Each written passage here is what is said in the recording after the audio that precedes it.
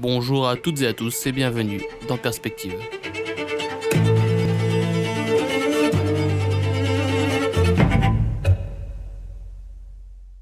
Le regard de l'autre.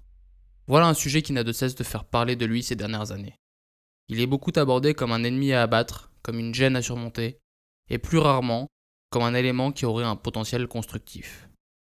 C'est bien de ce dernier point que je vais partir, je dirais même qu'en plus du caractère constructif, il est indispensable à notre développement. Notre vie est séparée entre deux catégories de moments, ceux que l'on passe seul et ceux que l'on partage avec d'autres êtres humains. Les premiers peuvent être des espaces de pensée, des moments plus ou moins confortables où l'influence de notre environnement et certains éléments plus conscients se mêlent pour affiner notre idéal, ainsi que l'idéal que nous souhaitons incarner. Les seconds, quant à eux, tendent à éprouver ces pensées. Ce sont les marqueurs temps si l'on fait référence à l'épisode précédent. Toutes ces rencontres où notre réalité se pondère par celle de l'autre, où notre idéal rencontre les limites du monde qui nous entoure. Dans ce paradigme, la peur du regard de l'autre, c'est la peur d'une vérité décelée chez nous, dans notre idéal, différente de celle que l'on aurait pu imaginer nous-mêmes. Le regard de l'autre incarne la rencontre de nos projections avec une réalité différente. La peur du constat qui témoigne qu'une part de ce que nous sommes diffère de ce que nous pensions, de ce que nous voulions être. C'est avoir peur d'échouer à se définir. Cette peur est justifiée. Vous n'êtes pas ce que vous pensez être, en tout cas pas en tout temps, pas avec tout le monde, et certainement pas pour toujours. Il en va de la nature de la vie. Vous êtes en constant changement, en constante adaptation. Mais rassurez-vous, l'adaptation pour commencer est une force. Elle démontre vos ressources pour évoluer comme il le faut dans votre environnement. De plus, si vous n'êtes pas exactement ce que vous avez toujours voulu être, c'est parce que vous visez un idéal, une projection, pas toujours volontaire d'ailleurs, et que cette dernière est définie par un ensemble de facteurs qui changent au gré de vos expériences. Or, tant que vous vivez, les expériences, même minimes, viennent à vous, et de fait, votre idéal bouge, de façon plus ou moins notable. Personne ne stagne, sauf les morts. Parfois, on se dirige en revanche dans une direction inadaptée à ce que nous aurions voulu devenir, et de ce fait, nous empirons la représentation que l'on incarne dans la réalité de l'autre.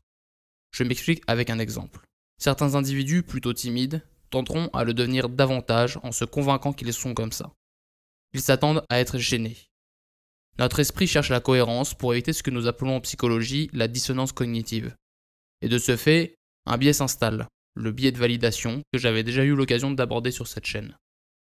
Ce dernier va chercher tous les éléments validant notre pensée et donner moins d'importance aux autres éléments. Dans les pseudosciences et autres théories ésotériques que je ne connais que de loin, on parle de loi de l'attraction pour définir ce processus. Ainsi, la personne de notre exemple va confirmer, au cours de ces rencontres, qu'elle est timide et que c'est une gêne, donnant de plus en plus de place à cette question au fur et à mesure. Ce qui est important de saisir suite à cet exemple, c'est qu'à l'échelle du monde sensible, ce monde que l'on partage avec l'autre, nous interprétons beaucoup de choses, et une part non négligeable de ces dernières tendent vers une réalité sur laquelle nous pouvons être d'accord, au moins dans les grandes lignes.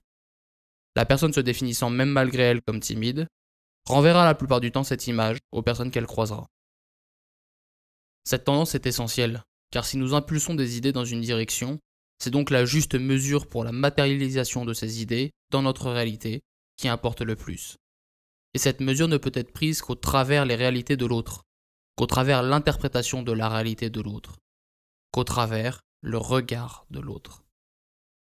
Notre existence est le vecteur de la création et de la réalisation d'une part de nos idéaux. Le regard de l'autre est un élément de mesure de sa réalité et nous permet ainsi de projeter nos idéaux dans les réalités que l'on partage de façon toujours plus précise et juste, même et surtout quand ces idéaux concernent ce que l'on souhaite incarner. Autrement dit, nous ne nous réalisons complètement qu'en prenant le regard de l'autre en compte. L'ignorer, c'est vivre dans une illusion que l'on s'est construite, souvent au prix de marcher par ignorance sur la réalité de l'autre. Et souvent, jusqu'à en payer suffisamment le contre-coup pour ne plus pouvoir l'ignorer. A l'opposé, vivre en portant trop d'attention au regard extérieur, c'est laisser l'autre, souvent inconsciemment, nous façonner. Nous façonner en laissant de côté les directions que nous aurions voulu prendre. On peut l'observer chez certains élèves, souvent qualifiés de cancres, et qui, pour se trouver une place, embrassent la définition que l'adulte donne d'eux.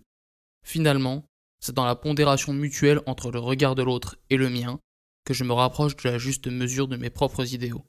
C'est sur cette voie que je me réalise, au plus proche de ce que je désire dans le monde sensible. Il subsiste cependant une limite que l'homme a maladroitement commencé à résoudre à travers le langage. C'est l'interprétation du regard de l'autre. Chacun se fait sa propre idée de ce que pense l'autre, et nous échouons beaucoup à définir avec justesse l'image qui appartient au regard extérieur. Malgré ça, nous continuons à laisser le champ libre à l'interprétation. Nous sommes tous l'autre de quelqu'un, et si vos avis vous appartiennent, en les partageant ponctuellement, avec nuance et bienveillance, vous permettez à vos autres de faire un pas de plus vers leurs idéaux. N'attendez plus que les soucis soient à portée pour les régler. Prenez de l'avance en consacrant du temps à parler, à écrire et expliquer à ceux que vous aimez pourquoi vous les aimez. Partagez avec eux les briques que vos réalités produisent pour qu'ils puissent continuer de bâtir les idéaux qui les habitent. Cette vidéo touche à sa fin, alors ôtez à l'interprétation une part de ses pouvoirs. Prenez votre téléphone ou allez parler directement à ces personnes qui comptent pour vous. Le doute a ses vertus, mais peut constituer un fort poison quand il est présent en trop grande dose. Ne permettez pas à ces doses d'augmenter, même lentement, chez ceux qui comptent. Donnez-leur l'antidote à ce surplus. Offrez-leur la richesse de votre regard. Merci pour votre temps.